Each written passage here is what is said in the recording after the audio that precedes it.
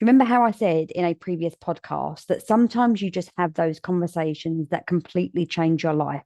Well, this is another one of them today. I have taken this back out of the archives of one of my previous podcasts because I really wanted you to hear this conversation. This conversation is with an incredible man called Jamie. And at the age of 22, he faced a life changing challenge. He was told by doctors that because of an autoimmune condition, he was now paralyzed with no known cure and no known cause, and basically gave him a stack of medication for the pain. Jamie had other plans. In this conversation, we explore how he flipped that script on his diagnosis. He didn't accept that fate. He actually went on to found the Cotswolds Breath and Body Company, which is where I met him on a Wim Hof training experience. And he embraced a whole new way of living. So we're talking breath work, cold exposure. And I think what really got me was the conversation around setting those small, actionable goals that completely turned his life around. This episode really is all about the power of making bold decisions and listening to your body. His story is a roller coaster of resilience and transformation, showing us all what's possible when you refuse to let life's challenges write your story for you. So please grab a cup of your favorite brew, get cozy, and let's jump into Jamie's awe-inspiring journey.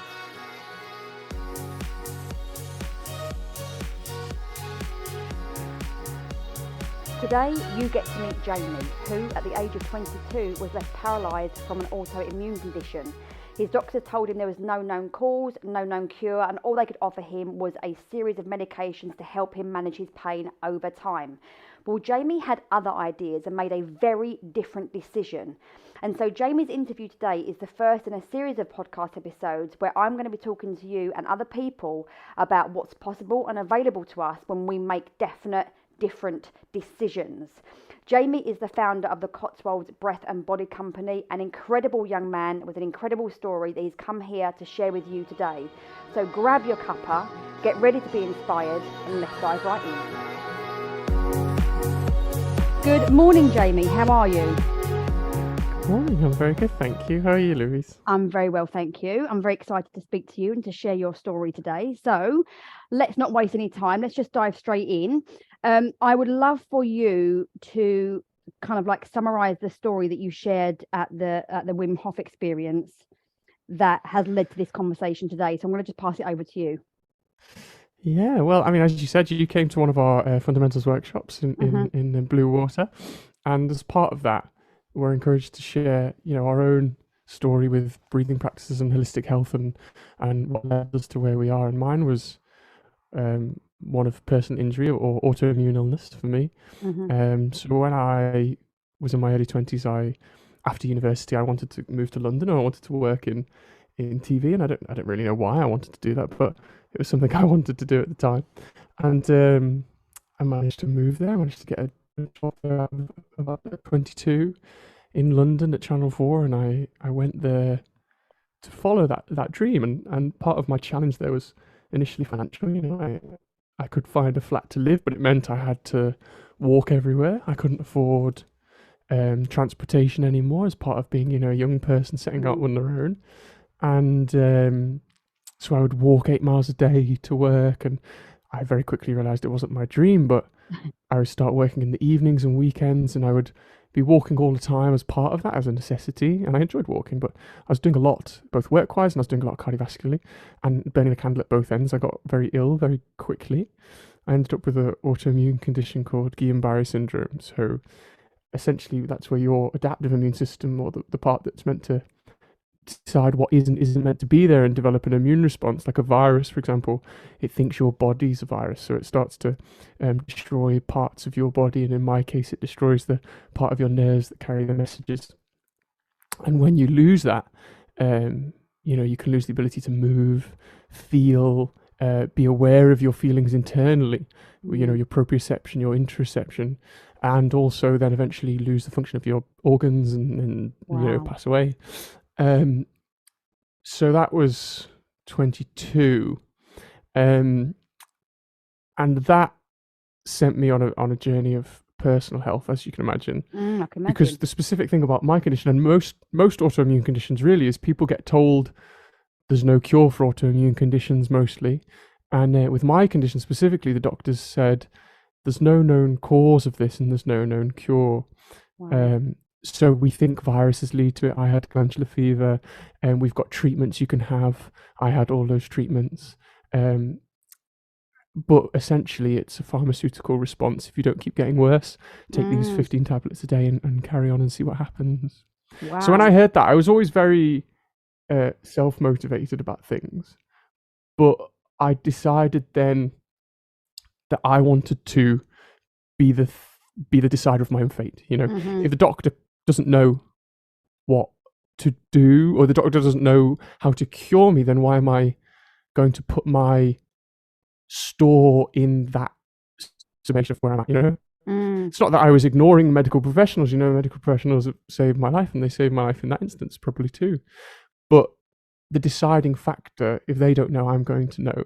Yeah. And that leads into things I've learned after this about stuff called the primacy of the brain, where setting your intention actually changes your chemical environment to achieve those things. So, you know, if you set your intention now I teach, you know, Wim Hof method and ice baths and breathing techniques with my company. You know, if you set your intention to keep yourself warm, your body starts to enact the chemical processes to do that more than if you didn't. Wow. That wasn't something I was aware of at the time, but it was something I innately felt was right for me. And so that sent me on a journey of health. You know, I was in a neurological rehabilitation ward then, which is where I lived for a while I was in the acute stage of my illnesses. And then I started to slowly, every day, try and do the next thing I couldn't do. Right. So initially, that was my way of having actionable goals. You know, what is in my sphere of influence? And all of this was, I realized as I went on and started to learn about these things, is good first steps, but it felt right at the time to be doing it. It was something I was doing without knowledge at the time. And I would try, you know, when I was sitting in bed and couldn't move my feet, I'd try and move my feet. And then when I could move my foot a bit, I'd try and move my leg. And then when I could move my leg, I'd try and sit up. Wow. And then when I could sit up, I'd try and stand. So there was always a goal. And my goal overarching was to be the most well I'd ever been before. Can I just interrupt you 1 second? Because I just, you know, so was you unable to use your body like at all? Had everything just kind of stopped working? And yeah, I mean, it's a great question because it's different for everyone with autoimmune. It's different for everyone with my condition too. So my condition's an ascending paralysis. So I also had glandular fever, which was the main thing I felt when I was getting ill, was just how ill I felt. I didn't notice I was paralyzed until it was kind of already mostly happening to me. Right. I was focused on just how ill I felt, and you don't ever expect to be paralyzed. But once you're aware of it and it starts happening, it ascends usually from the feet up. Wow. So mine stopped kind of in a U shape, starting at my hips and underneath my navel. So that's kind of where my ascending paralysis stopped in terms of internal feeling, external touch sensation, and being able to move. Wow. And also, you know, the outside of my hands started to go. So I'd drop things quite a lot. The left side of my face was paralyzed. And then it would be creeping up, but it kind of settled in those main areas. And then I was able to start to try and reverse it from there. So there was a period of time where I was completely, you know, immobile from above the waist down. But interestingly, you can actually stand up in that situation, but you need support. Right. So you can, for example, you can do a lot of things you don't expect to do. You have no feeling, and if you were to stand unassisted, you would just fall over. And if you were to, but you can, if you hold on to things, feel like you're standing on your hips and balance and use your brain to overcome the physical side. And that's part of the neuroplasticity that I learned in breathwork and cold exposure is you're infinitely adaptable in all these different areas. So when I couldn't stand up, I could still make myself stand up with assistance, but my brain reinterpreted what I could do, so I could maybe feel the very top of my femur on the inside a little bit, and it felt like I was standing on that instead of my feet. Wowzers. And I could try and neurologically get my head around that to try and stand up, but that's a part of your progression, you know, it's realizing what you are capable of. And you hear this a lot about people who lose sight. They start to have other senses that they tune into more. It's just listening to your body and your intuition, really. But that that was my situation. I was left in. And was there, I know what I wanted, I really do want to focus on like making the decision, but before that, was there ever a time when, you know, the fear and the uncertainty was like overwhelming and that you couldn't see a way? Or do you feel like you got your diagnosis, you went full into, right, I'm going to see what I can do? There definitely was a point of sadness and despair, I think. But it was, I mean, I wrote an article about this actually. So I was very into film and TV and scripts and all that, because that was what I trained to do. That's what I went. That was where my head was at the time, because that was what I was trying to do in London. And films and stories are quite powerful. And I had a lot of stories from fiction that helped me out in this situation. And the one for me was from Lost. Remember that show Lost on TV? Yes. Where they crashed on an island in a plane. Yeah. I had a story from that. In the pilot episode of that, Jack, the main character, is in the woods and he's trying to sew himself up. And Kate comes in and has to sew him up. Otherwise, he's going to be in a bad situation. And she's panicking. And he tells her a story about, a fictional story in this show, about his first spinal surgery, where he had to cut a certain thing. And if he cut this sack next to it, the patient would die. And he did cut it. And he panicked and he gave himself 5 seconds, he said, and he counted to 5, and he had all the traumatic emotions in that 5 seconds. And then after that 5 seconds, he sewed them up and carried on. And that story roused her to action. So I had that same story. So when I was finally in a hospital, I'd been to about 4 or 5 and they'd all sent me home, because it's very hard to diagnose this type of condition.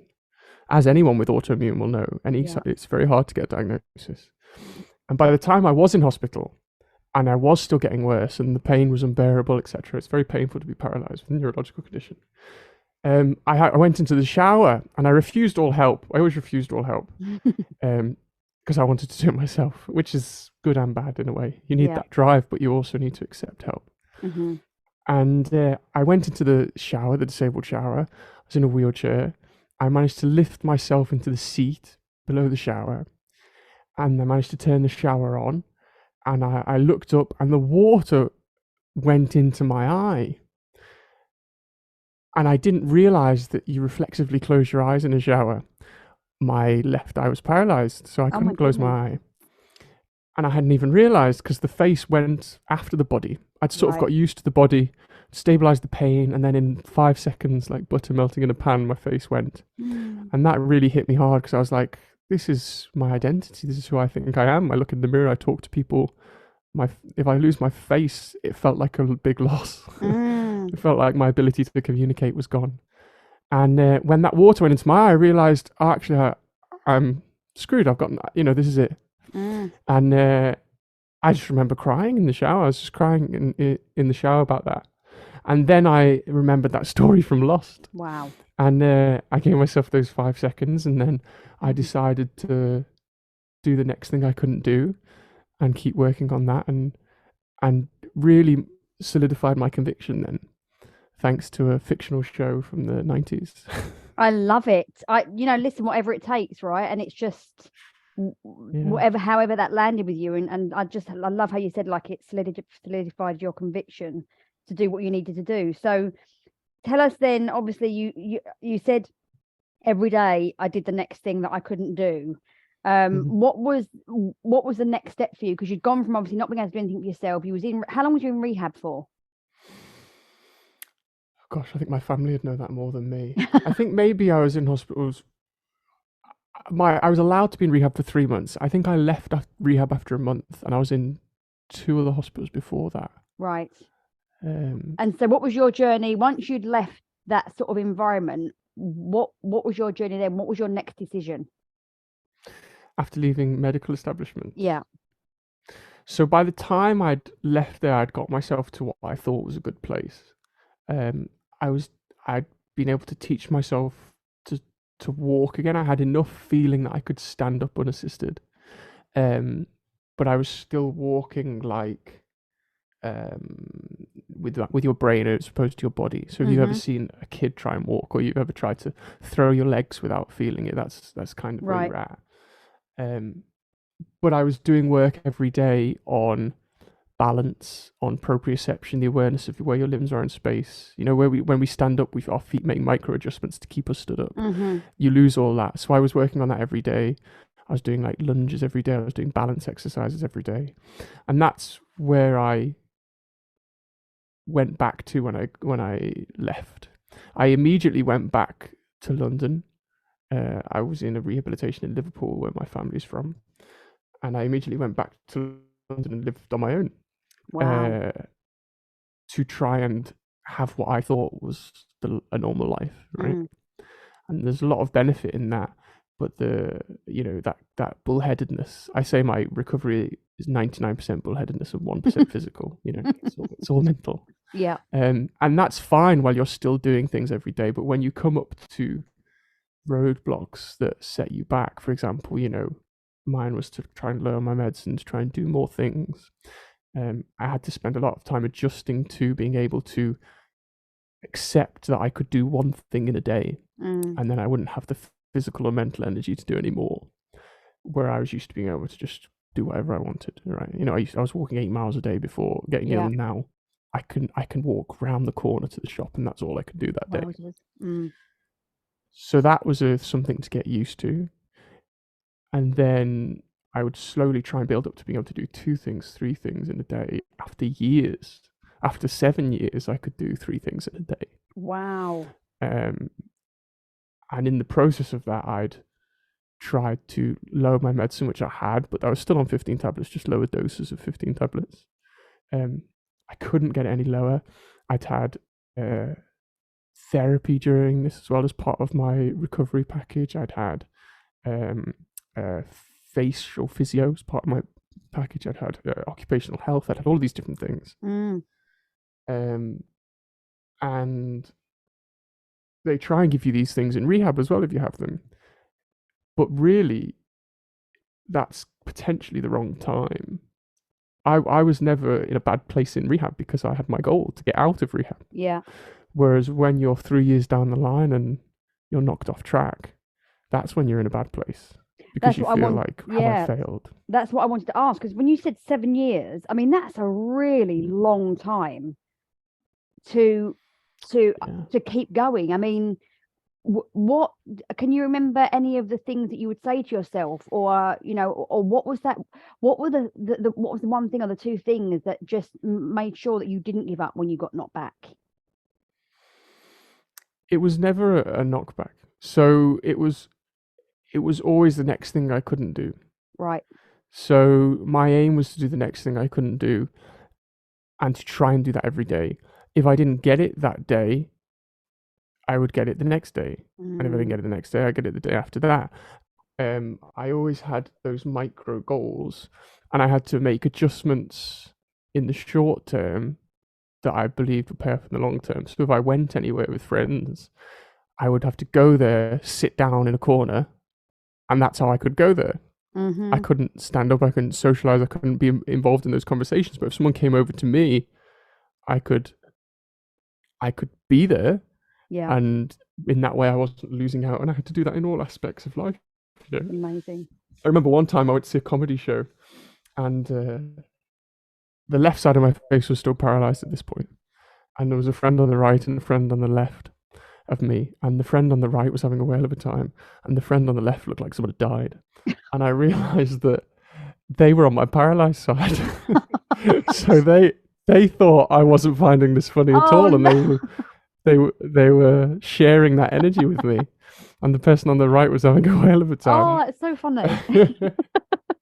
And how long? But I came to realize, but how long your friend wanted to kind of like mirror you, so that you didn't feel that we didn't talk about it. It just happened. Wow, I love that. But you learn what's a facade, and you learn what's real. So, for example, I felt with facial paralysis more than my body that I'd lost more, right? Because I thought I'd lost my ability to communicate. Whereas I realized that was actually kind of nonsense, and you are not your external self. Never has that become more apparent than when you're paralyzed, because you become this you become this it sounds wanky, but you become this consciousness inside your body. Mm-hmm. So you're aware of this external vehicle, and you're aware that you live somewhere else inside of it, and as who you are. And yeah, there are parts of your external self that um are who you are. For example, how you smile, how you look at things, how you pick things up, the running you might do, or whatever you might do in life that you think identifies you. um but I realized through talking to people in like that I didn't know, like servers in fast food places back when I ate fast food when I Yeah. first went back to London, I could still have a conversation with them and I could still communicate with them, and there was no difference with the fact that half my face wasn't there. That was Mm. all my ego thinking that that was who I was. So you have little micro learnings as you go along and you make adjustments. And the thing that kept me going was the realizations I had about self, the realizations that was still progressing or wanted to progress, doing the next thing I couldn't do.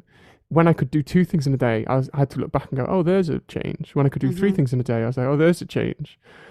And then when you reach a wall that you feel is immovable, like I did at 7 years, that's when you really start to crash unless you find something else. And I was very lucky at that time to find breath work and cold exposure, which ended up changing everything for me.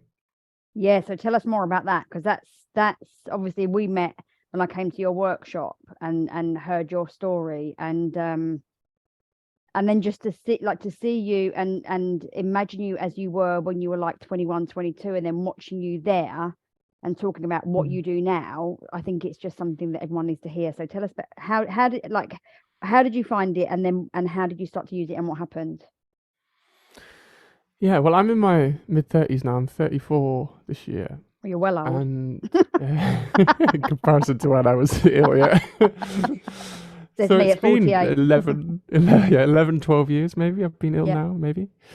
Um, and I'd reached the point where I had identified what was right for me.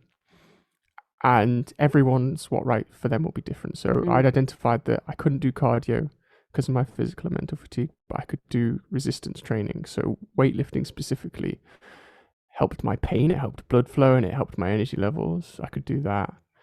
I was doing meditation via Headspace. That was helping me. Nutrition was the foundation of everything. So I changed my nutrition to what worked for me. And then I started doing blood tests every 6 months to check that my nutrition was doing what I wanted it to do, which it wasn't, and I had to make adjustments.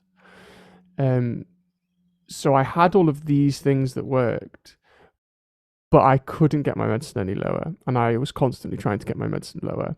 And with my condition, especially, my experience was that everything is guided by the patient. So the doctors, not that they don't care, they just don't have any input as far as my experience is. Right. They ask you, if you weren't self-initiating, lowering your medicine and doing all of that, no one ever would.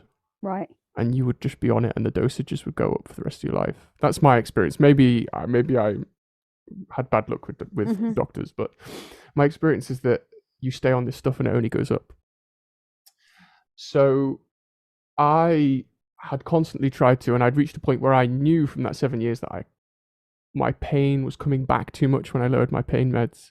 It wasn't going away after 2 weeks, which was my usual pattern when I lowered it, and I was stuck. So then I saw a video about the specific breathing was the Wim Hof method breathing, which I'm an instructor in now and our company teaches. And I saw a man with my condition on YouTube in his 60s in America, and my condition's worse, so the older you get it. And he said he wasn't using his crutches anymore. He said he had more energy than he ever had. He kept doing the splits. Wow. And he said it's because of this. And I thought, that sounds like bullshit. But he said it's proven by scientific experimentation, and here's some of the information. Here's this man Wim Hof who put the structure of the program together, and it's his method. And breathing techniques I since found out have been around as long as there's been humans. But what this methodology did is it made it very easy for anyone to do. it made it very intuition based. So you listen to your own bodily signals as opposed to counting or doing all these other things that a lot of other breathwork practices do. And it was the first one to prove through Western science the effects. So I started to learn about this, and I started to learn about Wim, who's an identical twin. And I started to learn that his mantra was that anyone can do this and he's not special. And I learned that they'd done experiments on him, injecting him with endotoxins with E. coli, and usually he'd have a severe immune reaction, and he didn't have an immune reaction. He actually skipped the symptoms of illness and went straight to the healing from the illness in his blood work. Wow.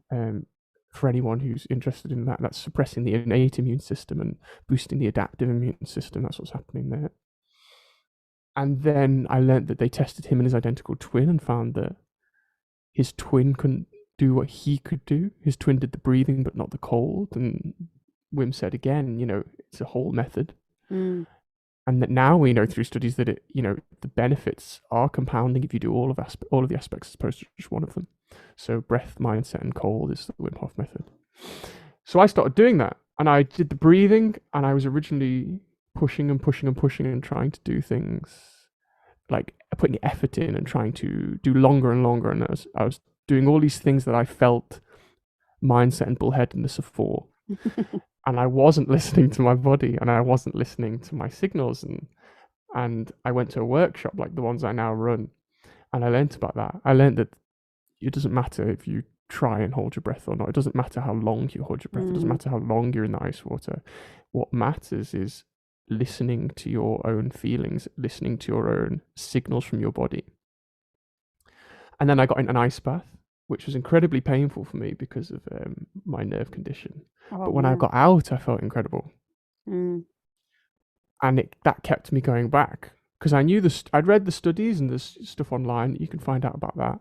So I knew in principle it should work. And I was doing everything else, so why not keep doing this? And I felt great after I'd stopped pushing in the breathing, and I'd just accepted what my body wanted and done that. When I started listening to my body, it got even better. And when I started being more relaxed, it got even better. These are all sides of myself I'd never used. I'd always been driven focused. I'd never been surrender focused. I'd never surrendered to my body and done things that could change it. I'd always tried to push my body through things. So I started to learn other sides of myself that I hadn't exercised. And then I started to do this more and more. And after 3 months going in the ice, I didn't have the pain going in the ice anymore. And then after a year of going in the ice, I felt almost like I'd forgotten. I don't think I need my medicine anymore. And then I slowly went to the doctor and came on a plan to come off it, and I didn't need it anymore. Wow. When I cycled down, the pain didn't return. It started to go away. And if I did the ice every day, there were no pain signals. And then I reached a point where I realized that I don't have a limit on the amount of things I can do in the day anymore. Wow. There's not 3 things I can do in a day. I actually felt like I had so much energy, I had to start running. That's amazing. Which is not something I ever liked doing. I ran in school, but it wasn't something I wanted to do. And I started running, like I told you guys in our workshop, from our house to my fiance's work, which is 14.5 miles away. Wow. Because part of this, when you engage your mind, and part of these types of practices, and part of the primacy of the brain, is understanding that you are capable of things. And unlike before, where I just decided I wanted to do this, I now knew that chemically I was priming my body to be able to do it too. So it wasn't just bullheadedness anymore, although bullheadedness is somewhat important. It was bullheadedness mixed with listening to my body and priming my body chemically to have more energy, to have more endurance, to have all these different things that breath and cold practices can give you. So then I started doing that, and that was a massive change for me, because I went from not being able to do cardio at all to doing huge amounts of cardio. That's just incredible. And it was something that snuck up on me. I had this aim to be the most well I'd ever been. But when I learned to do breath work and cold practices, and the reason I now teach it is it gave me something else other than determination. Someone can be a determined person and someone can be a driven person. But that can be a fair weather trait, And if something knocks you off, you can fall hard. Whereas I'd had a practice develop in me that the whole purpose was to go inside yourself and feel what your body is telling you to do and not do. And in doing that, you're infinitely more capable. And I constantly work on that and adjust my micro goals. So, for example, I was running a long way, but I was doing interval running. I was running until I had to walk, then I was walking, then I was running again. In the last couple of months, I've started again challenging myself, because if you want to keep this neuroplasticity, you have to keep giving yourself the environment to create new neurological connections. So for me, I wanted to run without stopping. So over the last couple of months, I've done that, and now I don't have to stop anymore. And you can keep doing this in your own life. Can I just ask a question there then? Because I loved how you said about having gone from driven focused to surrender focused and moving away from that always pushing and that bullheadedness. And this is one of the things that I've really been interested in over the last kind of like 6 months is, you know, that very, you know, more the alpha type. And then how do we bridge that gap between still being driven and still being, like you sort of said, like, putting ourselves into the space where there's new challenges, but how do we do that? Or how, I don't even know if I'm asking the question the right way. How have you formulated that in your brain now, so that it's not a case of proving a point or pushing yourself further? It's more of an exploration about what's possible for you. Like, did I ask that question the right way? I think so. I mean, there were a couple of sides to it. So the first side for me, and everyone's different. I'm just one person. Everyone's got their own struggles and journeys, and everyone will come to their own conclusion. But for me, it was very hard for me to go back to what I thought my life was about, which was the creative industry. Having a realization in hospital that for me, it was pointless. So when I was in hospital, I felt that not only is it borderline narcissism, that career path for myself, it was seemingly absent of any sort of honesty or purpose or ethics, right? It was seemingly self-serving. And then I had a big challenge going back into that career, going, how do I do something that I now think empties my soul as opposed to fills it, right? I love that. So for me, the realization I came to was that it's no longer goal orientated, as in I want to have done X by X age. It's I want to be doing the things I like doing around people that I value, and it's those connections with those people that matter. And it can still lead to a goal. You can still want to make something, but the important thing isn't making the thing. The important thing is the day-to-day interactions with the people you're doing it with, and that naturally leads to a goal. So that was how I was able to reconcile that career, is looking at it and going, it's the people that I'm doing things with and the conversations and connections that matter, not the thing that we're doing. And then it became something that mattered more to me, because it was people that mattered. It wasn't the thing. Oh, love it.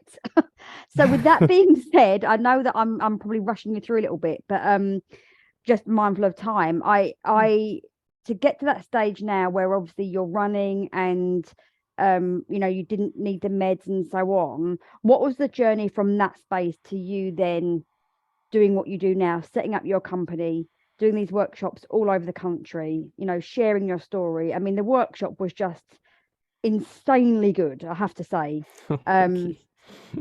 You know, every part of it was just amazing. And I think now you've just said that about, it's not so much the goal, it's about the connections and the conversations and the interactions on that journey. That now sums up what the event was like, because you created that space to have those conversations with other people. And you know, when we all got in the ice bath at the end, celebrating everyone that got in and celebrating everyone that got out, and it was just beautiful. So how did you transition to do that? I think, well, thank you. But I think for me, when I first decided to be an instructor, it was to deepen my own practice, not to start a business.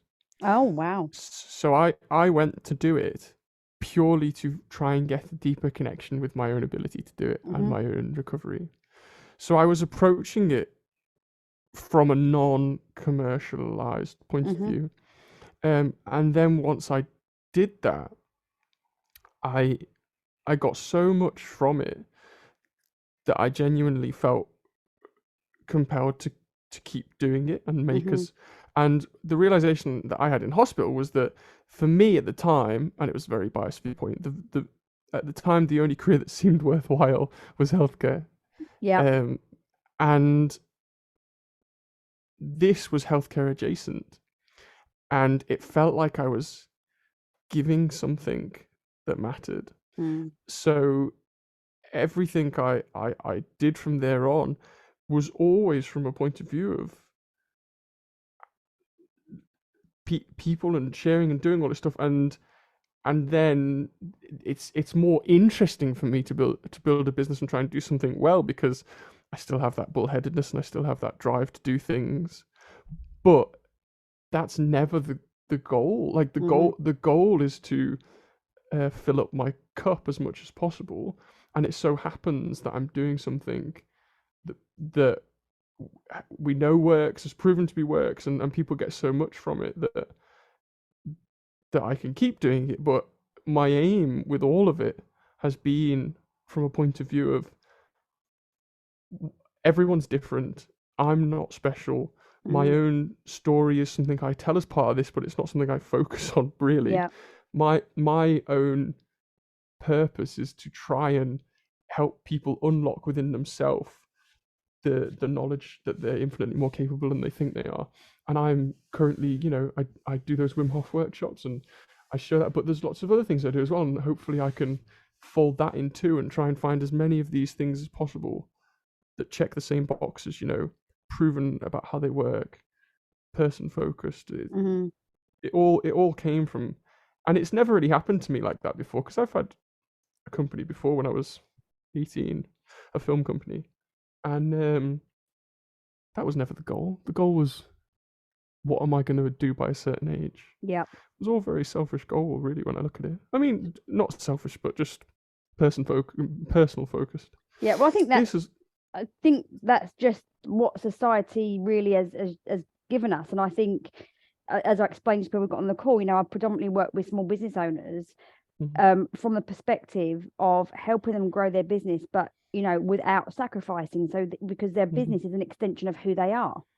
Yeah. Right. So once we get caught up in, I'll be happy when I've got this goal, I'm making this money, I've got this number of clients, we're missing exactly what you just said. We're missing the connection, the conversations, and the grounding in the everyday journey that we've got, that we're blessed to have. So important. Yeah. And that's filtered. I mean, look, people have to pay rent, people have to do all this stuff, so you're not immune to reality, but everything I always do with this is always from a point of view of like, I'm genuinely doing this because it changes my life every day in my own practice, and it fills up my cup.